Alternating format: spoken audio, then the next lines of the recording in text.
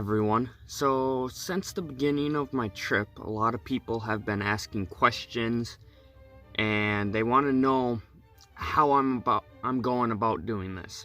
So today I figured I could do a video on some of the basics for boondocking, otherwise known as dry camping, free camping.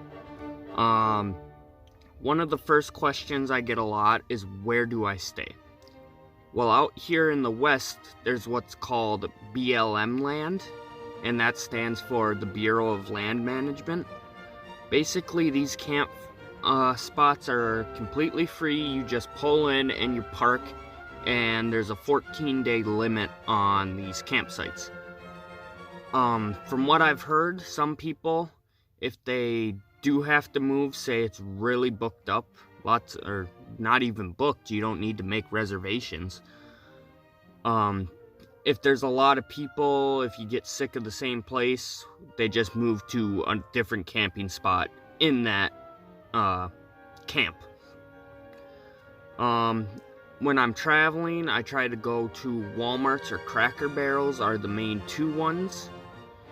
They usually allow free parking overnight for what I've heard is a couple days, sometimes longer. For me though, I don't try to stay there any later than one night. I usually go to a Walmart or a Cracker Barrel towards the end of the day. I'll set up my curtains and get everything ready to go, spend the night, and then come 7-8 o'clock in the morning the next day I try to leave. Now, how do I know which Walmarts, for example, allow overnight parking and which ones don't? How can you find these free camping spots? What I use when traveling is RV Parky. It's an app, and it'll show you Walmarts, Cracker Barrels, campsites that you could pay for, trailer parks. I use this all the way down from Upper Michigan and planned out where I was going to spend each night. On my first day, I ended up driving 10 hours, which was a lot longer than I thought I was going to be able to.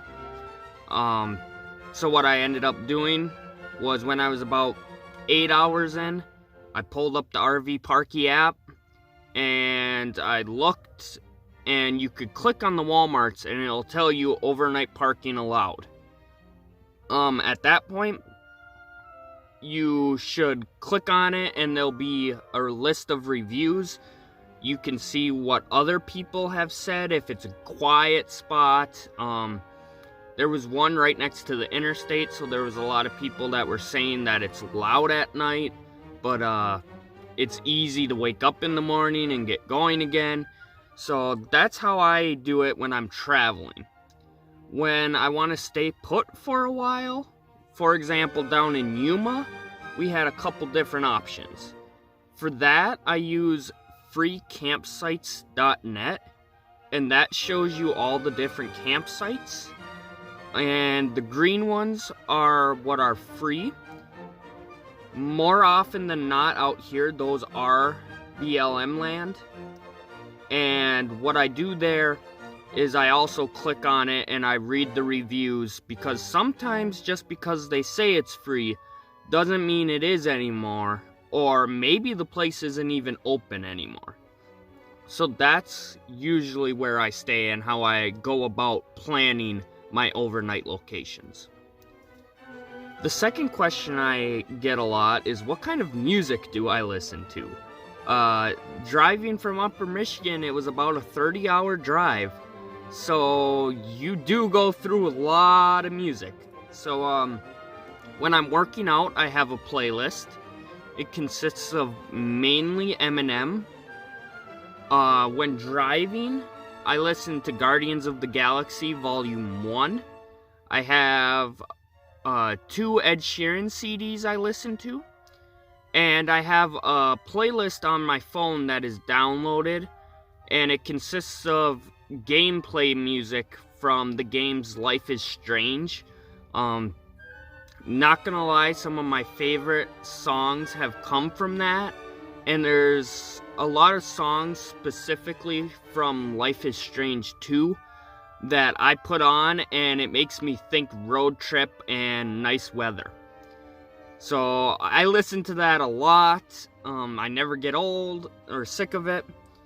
But to mix it up on occasions, I do throw the radio on. They have pop music radio stations here, so I'll listen to that on occasion. And every now and then, I'll throw a Mexican radio on. Now, my Spanish isn't the greatest. I'm extremely rusty because it's been years. So, not gonna lie, 99% of what they're saying goes completely over my head. But the music style, I love, and even though I don't understand what they're saying, I've listened to plenty of it, hours upon hours since I've left from home. The next question. What do I do for entertainment? Well, when I'm not making these YouTube videos or checking out new places, I will oftentimes go hiking and try to get some photos. I'm big into photography, so I love to get to do that and play around out here. I'm also big into books. I've bought a lot of books over the years, but I haven't read a vast majority of them. So currently I'm on Hunger Games Catching Fire right now, actually. Me personally, I wasn't on the hype train for the Hunger Games until the very end with Mockingjay. So I really don't remember what happens at all. I've only seen the movies like once, maybe twice tops. So that's what I'm currently on. I love reading thrillers, crime stories, mysteries. I got a bunch underneath my bed that'll last me until I get home. Besides that though, on the weekends, Saturday and Sunday, sometimes Monday as well, depending on how much, I work at Walmart here, and that enables me to kind of have a little sense of routine, and it also enables me to have an income still so I can keep traveling and seeing all these different places. And I also can go there with my laptop and I sit in the break room and I do my college classes. So my weekends are usually pretty booked up, hence the reason I actually haven't uploaded a video in about 4 or 5 days now. I usually try to do it every 3 days, but this weekend was really busy between work and college. So, another very popular question that a lot of people ask: how do you handle living in such a small space? Now, I'm not gonna lie, I would like to stand up. My back is a little sore right now because I am slouching while filming this video, but I am kind of used to small spaces for the most part. I'm used to making the most out of what I have, or making multi-use. So my bed, I have books and stuff, and food, and fire logs, and propane. I have all that stuff stored underneath my bed, so it's completely out of my way. And then for this, my phone is on my sliding door right now. I have literally this much space right here to kind of move in and out. Other than that, my driver's seat is taken up because I don't have anyone traveling with me. So I filled up the driver's seat and that is completely covered. The floor right there is covered. And then alongside my bed, I have my blind and my table and all that stuff as well. And then in the trunk, I have my other stuff. So that enables me to have this little space. And a little bit of space goes a long way. Besides that, I do have the blind here. If I know I'm going to stay in an area for a couple days, I'll set that blind up. And that enables me to take some of my stuff out. I'll take my table out, my propane stove, my bathroom situation. It enables me to get all of that out of the van, so it opens up more room. I can stand up, I can stretch. But besides that, I normally don't stay in the van a lot. I'm only in the van when it's basically absolutely necessary. When I'm driving, when I'm sleeping. I do film my YouTube videos in here, just because usually it takes a couple takes for me to film the video. And I like to have some peace and quiet, and having these curtains up help with the sunlight with the videos. When I'm reading, I'll try to read laying down, stretch my legs. But otherwise, I'm out hiking, I'm sitting outside in a chair, reading a book, I'm sitting on the roof, reading a book underneath the stars.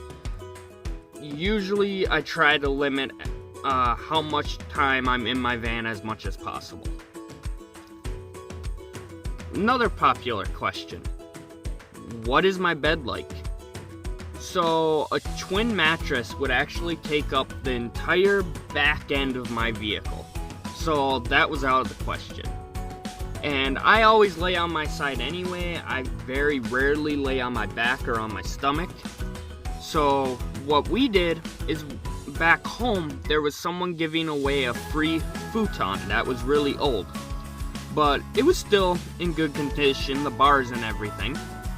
So we took apart the bars and took the futon apart, and we took the back of it, the couch part basically, and we used that as the base for the bed.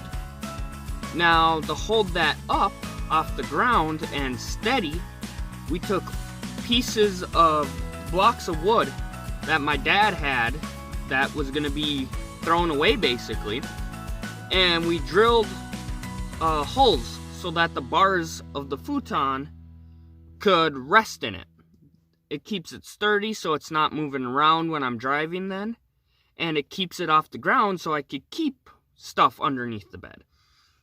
On top of that, I have a blue sleeping bag here, and we took the foam mattresses, like, not even mattresses, the foam that you put on top of mattresses to make it a little softer. We took 2 of those and we folded them up inside the sleeping bag, and that is what I am sleeping on. Since leaving home and being in the warm weather, the foam isn't stiff anymore, so like right now as I'm sitting here, I could feel the bars. At night, this sometimes does cause problems. My hips will start to hurt and I'll toss and turn a lot.